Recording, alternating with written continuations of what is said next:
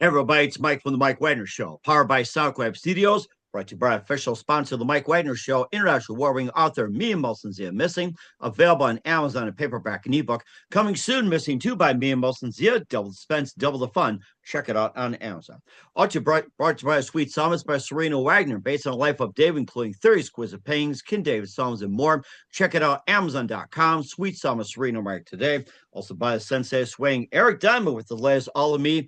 New music coming soon, ericdiamusic.com and my favorite podcast platform. We're here with a terrific lady who is an author who grew up on a tenant farm in Oklahoma and Kansas, worked as a dramaturg and written theater, textbook, and also authored biographies of three theater pioneer women. Talk more about that. And also taught theater and acting over at Southern Connecticut State for about 20 years and has a new book spanning 7 decades of one woman's life, going from the Dust Bowl to the Depression, from Roosevelt to Reagan, and gives character and basically a free amount of spirit that basically just gets through family, love, and showing a beautiful world despite its troubles, called Just Willa. Live, ladies and gentlemen, Plus Studio, somewhere in beautiful Hartford, Connecticut. The multi-talented author growing up at tenant farms in Oklahoma, Kansas. The book Just Willa. Ladies and gentlemen, multi-talented Helen Sheehy. Helen, good morning, good afternoon, good evening. Thanks for joining us today. Oh, thanks for having me, Mike. Well, it's great to have you on board, Helen. Looking forward to have you on. So you're an author who grew up on tenant farms in Oklahoma and Kansas. You worked as a dramaturg and basically written theater textbook. You author biographies of three theater pioneers, Margot Jones, and you also have I'm trying to read the other one. It's Eva Gillian and also Eleanor Ducey. Later, Duze, yeah, Duze. Ducey, yeah, and later were named the New York Times Notable Books of the Year. You also taught theater and acting at Southern Connecticut State, for 20 decades. You have a new book spanning 7 decades of one woman's life, going from Dust Bowl to Depression, from Roosevelt to Reagan, and giving character and an indomitable spirit that fuels the family of love, bravery, and shaping how beautiful world is despite hardship. It's called Just Willa. And before getting all that, Helen, tell us how you first got started. How I got started? Yes, way back machine, way back, Helen. Okay, well, I was born to two amazing people, and my book, Just Willa, is loosely based on my family story, mostly my mother. Her name was Wilma, and we were tenant farmers. My mother was the wife of a tenant farmer, but my dad was also a cowboy and a boxer and a bootlegger. But what I Ah, realized, yeah, what I realized when I left home, which was at 18 to go away to college, that we were just too busy working. I mean, I'm sure you know farm people. You're in North Dakota. You know that you're just spending all your time working. And so once I left the farm and then started my life after college and wrote books, worked in the theater, I realized after writing all these books about theater pioneers, I wrote 3 books. I realized I knew more about these women, famous women, than I knew about my own mother or my own oh, father wow. or my own background. And I'm thinking, wait, this isn't right. So, well, my mother died when I was 36. So for years, this haunted me that I just didn't really know who she was and where she came from and what formed her. Because when you're writing biography, you're trying to figure out what did they want? What meant the most to them? What trials and tribulations did they have? All these things. And so I decided after I'd finished these books that I would just start researching, just the way I Mm-hmm. would do with biography. So I went back to northwestern Oklahoma and I just started walking the ground, walking the original homestead where my granddad homesteaded in the land rush in 1893. He was one of the founders of Freedom, Oklahoma. And my Okay. mother grew up there with all her brothers and sisters and did the same thing with my dad. But then I realized, we don't have archives in our family. We didn't have, it's a long story, but we don't have a lot of material things left. A lot was destroyed. So I realized that that could only take me so far, the research. So I basically had to let my imagination take over. But boy, did I find a lot of really interesting material and uncovered lots of secrets. And anyway, it was a terrific journey. Took me about 20 years. You know, Wow. my biographies took about 7 years each. But this one, and I didn't work on it full time, but fiction's a lot more difficult, I think, than nonfiction. How so? Well, I think if you write a biography and the person is dead, the arc of the life is already there. You know that. Hmm. I mean, with Willa, I knew, she's born and then there's the arc, but I didn't know all the things in between. So that's a process of discovery. And I had a lot of my own questions that I needed answered to my satisfaction. And like, for example, one of the questions that I had to figure out, and I'm sure a lot of people whose parents really promoted education and wanted them to get an education and have a better life, it leaves you wondering, well, wait, what would you have done? What would your choices have been? What would your life been like? And how do you feel about that? How would you feel about your own life?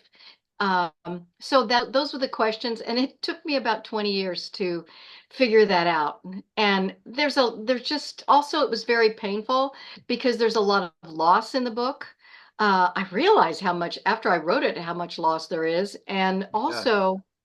also, Mike, it ends in the 80s. And looking back on this now, and after the book is all done, you don't realize while you're writing it, but it's almost a lost world. This world that they lived in, the Dust Bowl, the Depression, all of these things. I mean, I went back and I listened to the music that they listened to. I read the newspapers, all of those things. But boy, it just seems so far away now. And many of the values that I was raised by, it's like, where have they gone?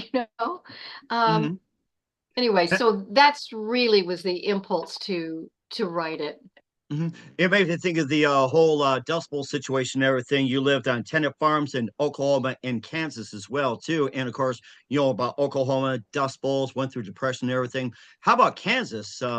Being compared to that, was there as much as a Dust Bowl depression, or maybe little Not similar, a little better, a little worse, or anything like that in Kansas? Well, the Kansas portion of the book happens in the 60s, but it was the Kansas, it's a different feeling when Will and her family moved to Kansas.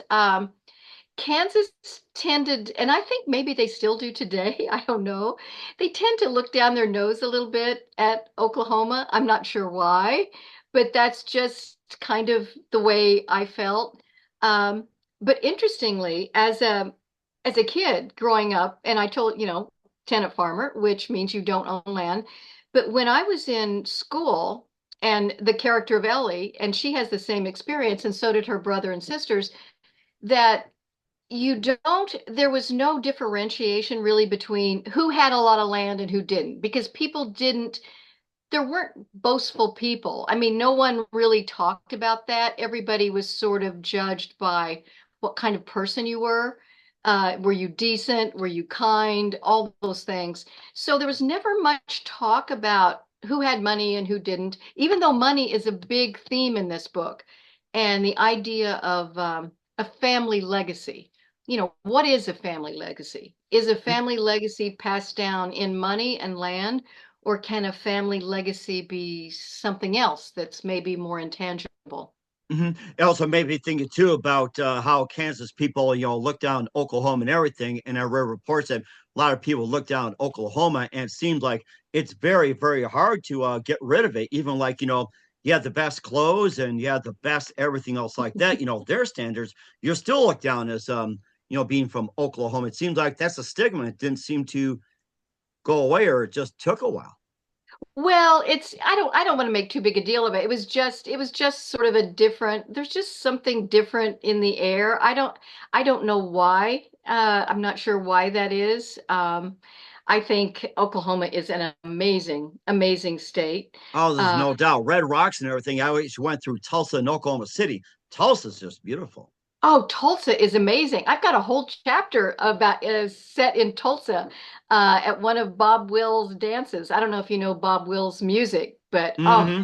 Yes, very familiar. Amazing. Classic country, going to the barnyard dance, somewhere along those lines. Absolutely. You know, in Tulsa back in the day, they had a dance floor that was on springs. So it'd make it easier for people to dance. It was amazing at that at ballroom. So my character Willa, she's really fond of Bob Wills and dancing and so no, music and dance and also, you know, Mike, this story is a love story too between these two characters, Jake and Willa. They have quite an amazing love story. And you know what's interesting? When I was just starting working on this book, I was asked to give a speech in New Haven, Connecticut, about the three biographies I'd written. And so I talked for about 40 minutes about the biographies and they wanted to know, and then they also had asked me to talk about what I was writing next. So I told them about this novel that I was researching about Jake and Willa and bootlegging and boxing and Dust Bowl and depression. Mike, not one question after was about any of the biographies. Two Really? New York Oh my Times, gosh. two York, Woo. two New York Times notable books, New York Times book reviews. Nobody cared. These sophisticated women, some men in Connecticut, all they wanted to hear about were Jake and Willa. And that gave me courage. I thought, wait a minute, maybe there's a book in here about the Okies who stayed because they were the people, they didn't go to California. They stuck it out on that farm in Oklahoma through the Dust Bowl, lived through it. And I wanted to show, without romanticizing it, what that was like, who these people were, you know, what drove them. But boy, that was just, and once that happened, then I just started researching in earnest and finally sat down to writing it. And of course, you know, you got a great story behind as well, too. You got great biographies of three theater pioneers, and we'll make sure it gets out there. Make sure people care along with Just Willa with Helen Sheehy. But first, listen to the Mike Wagner Show at the MikeWagnerShow.com, powered by SonicWeb Studios. Visit online at SonicWebStudios.com for all your needs. Look at a professional website without breaking your budget. SonicWeb Studios is the answer. SonicWeb Studios offers fast, affordable custom web designs that blow the competition away. Call today, 1-800 303 3960. It's 1 800 303 3960 or email to support at sonicwebstudios.com. Mention the Mike Wagner Show. Get 20% off your first project. Sonic Web Studios. Take your image to the next level. Also, time to give an official shout out to our official sponsor of the Mike Wagner Show, international warring author Mia Molson-Zia. If you love fast-paced mysteries, you love Missing by Mia Molson-Zia, available on Amazon paperback and ebook. Missing is fast-paced and intriguing with an unforgettable twist. Takes place in 4 countries, 2 strangers, 1 target, where truth is illusion and those who love be the first go missing. It's available on Amazon and paperback and ebook. Missing by Mia Molson-Zia has got great reviews. And Eva Levin enjoys by Howard celebrities, including Joanna Cassie, Forrest Riley, and many others. So grab your copy today for Goes Missing by Mia Molson-Zia, available on Amazon. Coming soon, Missing 2 by Mia Molson-Zia, double the suspense, double the fun. Check it out on Amazon. Also brought to you by The Sweet Psalmist by Serena Wagner, based on the life of David, now on Amazon, including 30 exquisite paintings and King David Psalms. The Sweet Psalmist gives a new perspective of David through the Psalms he wrote and his time as a shepherd where it started, and complicate your turbulent relationship as King Saul. It's a story of love, betrayal, repentance, hope, and more. Check out The Sweet Psalmist by Serena Wagner on Amazon. Keyword Sweet Psalmist Serena Wagner. Also brought to you by Sensei Swing. Eric Demmer's latest release, All of Me, featuring the title track, I've Got a New Heartache, Bring Me Sunshine, Strike a Match, and more. Eric's a multi-award winning artist inducted in numerous Hall of Fames. Album Entertainer of the Year, and we'll be releasing a new CD soon. Check out the amazing Eric Diamond today, ericdiamondmusic.com. Follow on Facebook, YouTube, and all music platforms worldwide. Also, check out the Mike Wagner Show at the MikeWagnerShow.com, 40 podcast platforms. Heard 100 countries. Take us with you on any mobile device. For great gift ideas, go to Amazon.com. Check out the Mike Wagner Show podcast, t-shirts, pop sockets, throw pillows, tote bags. Makes great gifts 24/7. Go to Amazon.com. Check out the Mike Wagner Show podcast. And for more great gift ideas, go to Amazon.com/Mia Molson-Zia. Great books, merchandise, and more. Follow the Mike Wagner Show on Facebook, Spotify, YouTube, Instagram, Twitter, along with Spreaker, Apple Music, and your favorite podcast platform, and more. And support the Mike Wagner Show on Anchor FM, PayPal, and the MikeWagnerShow.com. We're here with amazing author who grew up on tenant farms in Oklahoma and Kansas, and also authored biographies of three theater pioneers, Helen Sheehy here on the Mike Wagner Show. Before we get back to just Willa, and we'll make sure about the biographies do get mentioned. And before we get to that, what was it one exact precise moment that simply influenced you into what you do in the rest of your career? You mean, I'm sorry, the No, writing or yeah, the writing. Yeah. So what was that one moment that simply said, "That's what I'm going to do"? I think, I think it was I'm doing what I always wanted to do when I was a little kid, which is make up stories, um, running around the pasture, just creating stories. But I really didn't do it until I started at Hartford Stage Company, working in the theater. And I studied with this amazing man named Stephen Oates, who's a wonderful biographer of Martin Luther King and Lincoln and William Faulkner, just a terrific biographer. And I studied with him, and he basically taught me how to write biography and taught me I could do it. And it was a craft and I loved it. And so I did that probably, like 25 years. Okay. And it's just telling stories. It makes me happy. Also, I love the process of it. I love doing it. And in fact, I'm kind of sorry. I'm always sorry when the books end. Like my last biography was about Eleonora Duse, who's the first modern actor. She's the first woman, Italian actor who showed a woman as a human being on stage. So she's revered. I mean, she's the sort of the root of all the acting today. And I just wanted to tell those stories, and to also just bring people back to life. And I guess the fiction book, the writing this character that's based on my mother, and my mother died, by the way, she will at the launch date of this book is April 13th, and that's the 40th anniversary of her death. This was Okay. not planned. It was just how it worked out. And so I almost feel like my job as a writer, as a biographer, it's a spring task of bringing to life again. You want to make that character live on the page. And I can't bring my mother back to life, but I can make this character, I can attempt to make this character live on the page for readers. And so that makes me really, really happy to be Mm, able to do that. But it's kind of depressing after it's done. It's like, oh, because I do like the writing. mhm. And you're wondering, is that all there is? It seems to be saying that. So, Yeah, yeah, you want more of that, right? You want more. mhm. Of course, you're joining the list of authors as well too, and especially some of the playwrights, pioneers, and everything. Who are some other favorite authors and writers growing up? Oh, you know who I really, really, he's my favorite playwright and novelist. And he actually lived here in Hamden, Connecticut. And that's Thornton Wilder.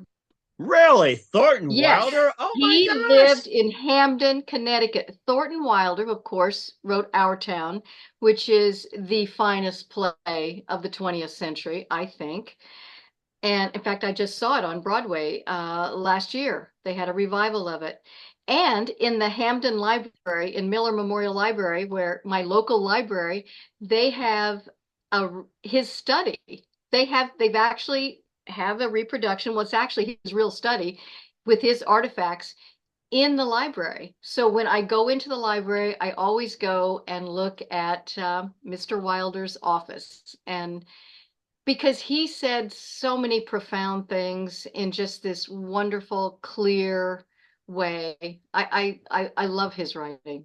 Mhm. So And yes, certainly, he's as well too, and plus those led to the biographies of Margot Jones, Eva Le Guillen, I hope I got that right, and the Eleanor Galleon. Duce. Yeah, Yeah. yeah, yeah. So we got that, and the latter two were named New York Times Notable Books of the Year, and I love hearing about these. Margot Jones. First of all, it's like the very start of the whole thing. Margot Jones. Yeah, the resident theater. She started the resident theater in this country. In fact, she started in Dallas, Texas. She was actually she was my first biography, and she died very young. She died Oh tragically. wow. It's an incredible death. So if you want to know how in fact, I was on a TV show up in Canada called Curious and Unusual Deaths. Oh and it my was gosh. Margot Jones's death. So if you want to read about that curious and unusual death, you have to read my biography. Um, but she was in Dallas, Texas, and she wanted theater to be in every big city, small city in the country, not just in New York. She wanted to be able to see good theater. And she got her start because she was a good friend with Tennessee Williams, and she co-directed Glass Menagerie on Broadway. Okay. So but why it was good for me as a first time biographer to do her life because she was a short life and it was sort of like a comet. You know, it began and then she had this wonderful career and then boom, it all just ends. So she and the next one I wrote, Eva Le Gallienne, she lived to be 92 and she was also an incredible theater pioneer. And one of the two things about these women is that often women are overlooked in theater history. They're not given their due. So I wanted to tell their stories. Um, Eleanor Duse, the first modern actor, she's had dozens of biographies, but mine was the first in English in about 20 years when it came out. Um, but those that was just an extraordinary experience. But oh, I know what I was going to say. You asked me about other writers. Um, Correct. Yes. one of the now this is not he's not a novelist, but think he is one of the finest writers, and his name is Taylor Sheridan. I'm sure a lot of people know who that is. The movie he wrote that I love is from Hell or High Water, but his series 1883 and 1883, 1923, and Yellowstone are just, it's some of the finest writing ever. I like that kind of writing about the West, like Larry McMurtry, um, his kind of writing that doesn't romanticize the rest, that tries to tell the truth about how people really lived. But what I loved about 1883 is Sheridan just the settings, the people, the truth of that story, and also the incredible landscape that he takes you through visually. It's just stunning. Have you seen 1883? If you haven't, I just watched it again from start to finish. It's, it just rips your heart out. It's so good. I was going to say, I don't think I saw it yet, but maybe think of Yellowstone as well, too, being connected in a way. So I just Well, wanted to, but it's the one to start with. You really should see. I just think that Yellowstone is more conventional in the way that a TV series might be. It became more conventional, but 1883 is it's just poetry. It's unbelievable. And the acting is so good. Tim McGraw and Faith Hill play the original Duttons, and Sam Elliott is the wagon boss taking these German immigrants across the country to Oregon. It's pretty amazing. and it sounds like it, too. You talked about Eleanor Duse being the first Italian actress, which spawned a lot of them, not only Sophia Loren, which came to mind, and Margot Jones starting off a residential theater where anybody can get on residential theater and show yourself. You have to go to New York, Hollywood, or anything like that. Exactly. What about Eva as well, too? What she is known for starting? Well, she actually she wasn't an American citizen. She came here when she was about 15 as a young actress and actually started out on Broadway. But what she did is she was a huge Broadway star and then she turned her back on Broadway and said, "No, you Oh, know what really? I want to do?" In fact, she influenced Margot Jones, who came later. She said, "I want a theater for the people. I want a theater at popular prices." She wanted to do repertory theaters, which means you could see a different play every night. She wanted to have her own repertory company. And she wanted to bring this theater to the masses instead of just, okay, you have to have a lot of money to go to see a show on Broadway. And it worked. So she really became the foundation for off Broadway. So it kind of started for I off like Broadway. that. Uh, That bringing people downtown, she just, and what's amazing about her, she was sort of a Renaissance woman. So can you imagine an actress playing? So one night she plays Peter Pan. She was the Peter Pan of her generation. She was awesome.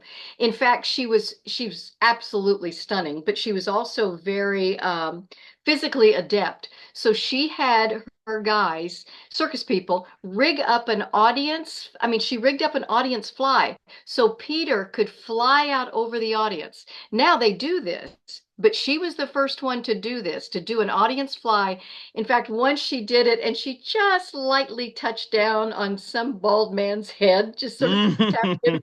It was amazing. So, and she, also, when she was doing that, she's wearing practically nothing doing that. But Are it was you like, kidding me? oh He no, must have got a kick out of it. she was just in her little leafy costume, bare legs. And keep in mind, an actress at that time in the 20s to be bare-legged was quite shocking. Okay, so she does that one night. Next night, she plays Juliet in Romeo and Juliet. She was, and then she will do Ibsen's Hedda Gabler. I'm convinced part of the reason she wanted to do this, but she's so extraordinary. She just got bored easily. In fact, when I was researching her life, I had I had all of her diaries and everything actually in my office because her Oh my executor gosh. gave me access to everything. So she lived to be 92. And Mike, she could do anything. I mean, she was an incredible gardener. She had a beautiful rose garden. She could roof her own house. She took care of animals. She raised dogs. She could ride horses.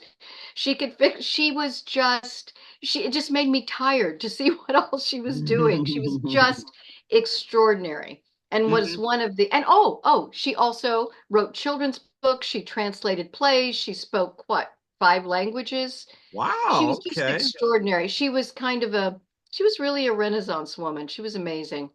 And certainly indeed, and she could be an influence of Willa as well, do down in Oklahoma. Get to more of that with Helen Sheehy. You listen to the Mike Wagner Show at the MikeWagnerShow.com, powered by SoundCloud Studios, brought to you by official sponsor of the Mike Wagner Show, international warring author Me Muslims Are Missing. Also brought to you by Sweet Psalmist by Serena Wagner, based on the life of King David and more. Amazon.com, keyword Sweet Psalmist Serena Wagner, and the Sensei Swing, Eric Diamond with All of Me. Check out ericdiamondmusic.com. We'll be back with the multi-talent author Helen Sheehy of Just Willa after this time out. We're back with author Helen Sheehy of Just Willa here on the Mike Wagner Show. We talked about Eva, doing just about everything, like with you know, just building her own roof, doing some sewing, all kinds of things, and maybe just coming down and helping Willa in Oklahoma City. She could probably help out on that one. So, Oh, she could do anything. Willa was, well, if you grow up in that time, she was born in 1917, Willa was, and you just had to do things for yourself because there's nobody you can call. Well, actually, you wouldn't need a plumber because you'd have an outhouse, but you had to learn, for example, her dad, his nickname, Willa's dad in the book, Doc Sharp, his nickname is Doc because he kind of was very skilled at doctoring. So he could doctor people, he could doctor animals. His kids had to learn how to take care of animals, feed animals, raise animals, work in the fields, all of those things. It took him a while to teach his daughters to let his daughters drive, but finally he relented on that. So you really had to be, I think, self-reliant. And I think a lot of people alive today, I'm sure, have grandparents or parents who talk about those times. Um, One of the things, and this is a tiny little tidbit, but one of the things that growing your own food and being poor helps with, and I learned this in writing about Eleonora Duse because she grew up in Italy in poverty, so she did not get refined sugar, which meant oh, that she had absolutely gorgeous teeth. So if you look at any of the pictures of 19th century actresses, like Sarah Bernhardt, who was 15 years older than Duse and was her great rival, you don't see her teeth. Because their teeth are terrible. And often their skin is terrible, covered with makeup. So Duse, I think partly, I mean, it was kind of a boon that she had this wonderful childhood with healthy food. And my brothers and sisters got the same thing. We had this wonderful diet. You grow up on a farm, you have not processed food, you eat your own beef, you eat your own pigs, chickens, eggs, fresh eggs, nothing better than a fresh egg, which you're probably making me costs what hungry now? already. I know. Oh, you should have some of Willa's cooking. some Oh of my her gosh. I want to hear about fried what are some fried of the meals that chicken. she cooked. You're making me hungry. Okay, Come on, maybe some okay. recipes for us. Here's a Willa. Here's a meal. And this won't give away too much. So when Willa gets, she and Jake have met at this dance, and she cooks him his first Sunday dinner. And what she cooks is her specialty. And these are from chickens that they raise. And if anybody out there's raised chickens, you know that the tastiest ones are the small fryers, about a pound and a half. Nice. So she fried chicken. She was a what made wonderful homemade bread with fresh churned butter, mashed potatoes and gravy, cucumbers, sliced cucumbers and onions floating in some vinegar. She would have that, which is, kind of a vinegary accompaniment to all that. Let's see, what am I leaving out? Maybe some fresh tomatoes. What else? But also her cherry pie. And actually, my own mother's cherry pie was Oh my gosh. so delicious. That food, but especially the fresh bread, the fresh baked bread, because she had a genius for that. And it was a recipe passed down by her dad who used to cook, used to have this. I mean, he used to cook it on the wagon trains he was on. So she had that knack of being able to, and then Willa has a son who grows up to be a chef. So she sort of passes that on to him. Oh But my oh, gosh. my mouth waters. My mouth waters too, thinking of some of that food. Oh, it's It so does. I'm right for some right now, heading down there to grab some from Willa okay. as What well about too. okay, chicken and noodles. How about chicken and noodles, ham and beans, fresh Hmm. ham with red eye gravy? How about that?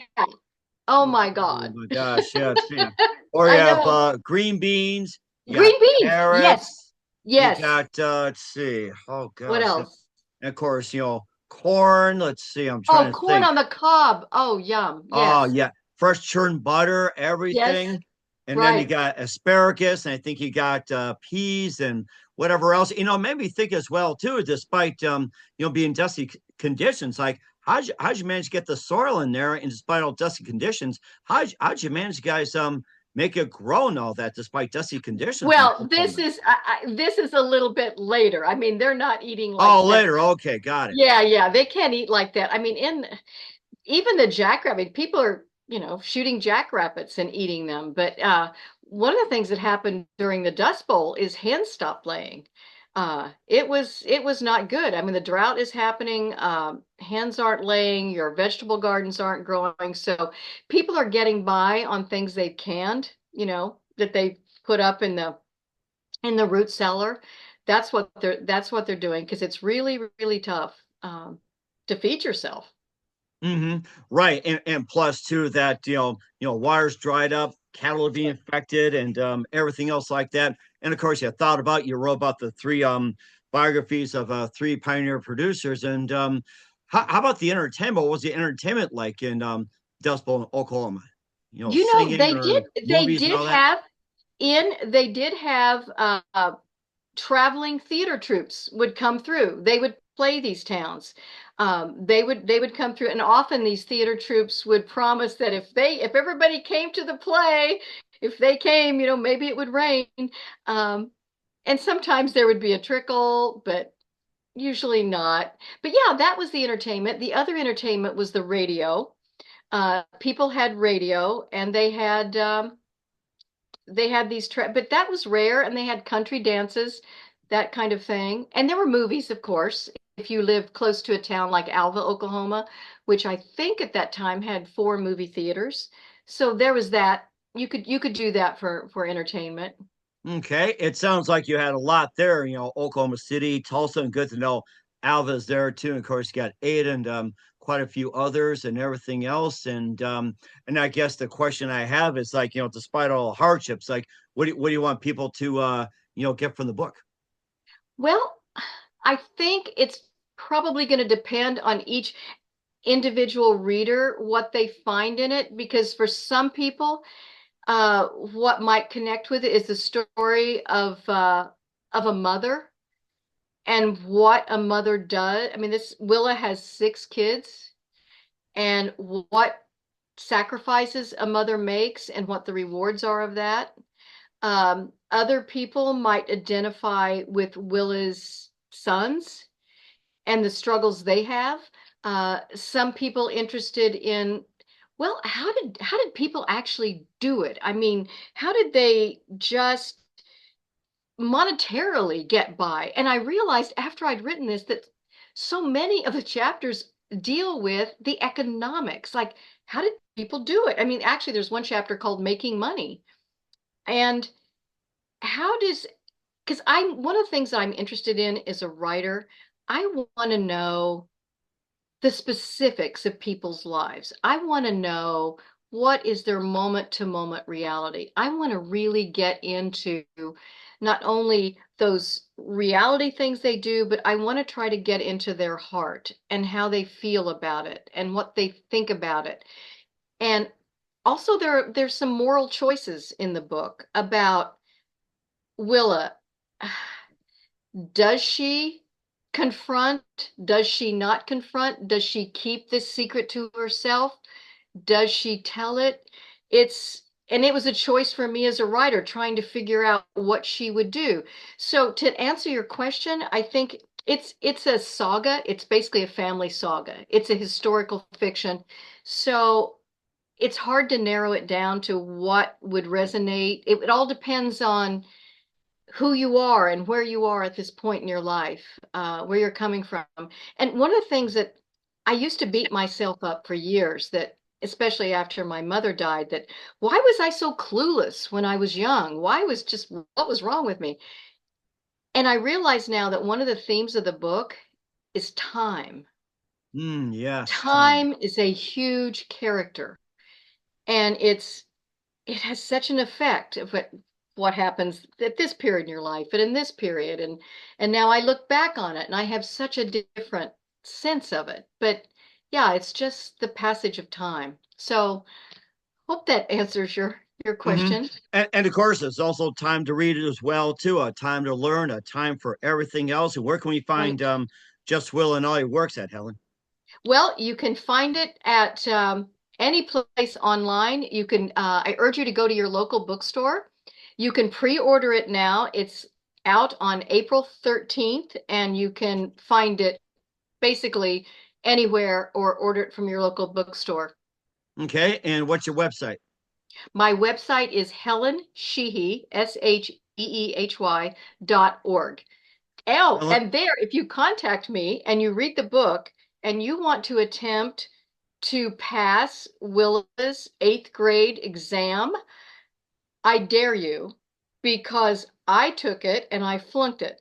I found one in the Oklahoma archives. Actually, a wonderful librarian found it for me, of what the exam that she might have taken in the state of Oklahoma at that time. hmm It's so hard. I couldn't pass it. I flunked it. Some of the questions were easy, but a lot of them were really hard because it covered like 9 subjects, including art Wow. and music and drawing and physiology and U.S. history, Oklahoma history, um, how to take care of a sick cow, I think. I mean, it was how the dog, it was just extraordinary. Math. It's so hard. In fact, my little neighbor friend, eighth grade honor student, she couldn't pass it either. Oh my gosh. I guess the question arises, are you still smarter than a fifth grader? I guess that's a Yeah, question too. I guess I'm not. I'm not smarter than an Oklahoma eighth grader from the 30s. Right. Yeah. But of course, this shows some resilience as well, too. So it's best to read the book. We're here with Helen Sheehy of Just Willa here on the Mike Wagner Show. Helen, just a couple of things. What else can we expect in 2025 and beyond? Oh, I don't know. I have 2 novels that are in kind of process right now. I hope they don't take me 20 years each. Uh, but I can't really talk about them until they're percolating right now. So that's what I'm working on, because I've got to have a project. I have to have something to write. hmm and we're certainly looking forward to what you have coming up. And who do you consider biggest influence in your career? My biggest influence, oh boy, in my career. hmm I dedicated my first biography, Margot Jones, to my mother. And I dedicated to her because she showed me the way. And that way was basically hard work, perseverance, just don't give up, stick with it, and also get with it. That was kind of that in the book is Willa's mantra is get with it, which is, by the way, is the name of a Bob Wills song, Get With It. Uh, so just keep going, keep trying, don't give up, don't give up. Mm-hmm. Um, And I think that's a great piece of advice as well. And what's the best advice you can give to anybody at this point? Me, oh, I don't know. I feel funny about giving advice to people. Somebody asked me that the other day, and all I could think of was I love the writer Henry James from the 19th century. Um, and when his nephews asked him for his best advice, he said, be kind, be kind, be kind. And I kind of love that. Yeah, Mm-hmm. And because I you think don't those know what drives people or what their heart is, but whatever you do, be kind. That's right. And that's great advice during these times as well. We're here with author Helen Sheehy of Just Willa here on the Mike Wagner Show. Helen, very big thank you for your time. You've been absolutely fantastic. Learned a lot. Looking forward to having soon. Keep us up to date. Keep in touch. We'll laugh to have you back. Once again, what's your website? How do people contact you? Where can people purchase or check out your book? Okay, website is Helen Sheehy, SHEEHY.org. And you can order my book online from Amazon, from Barnes and Noble, from Walmart, from bookshop.org. Hopefully you'll go to your local bookstore and help them out in your town wherever you are. I would really appreciate that. And that'd be greatly appreciated as well, too. Once again, Helen, a very big thank you for your time. You've been absolutely fantastic. Looking forward to having you soon. Keep us up to date. Keep in touch. Love having you back. We wish you all the best. And Helen, you definitely have a great future ahead of you. Thank you so much. It's been a pleasure.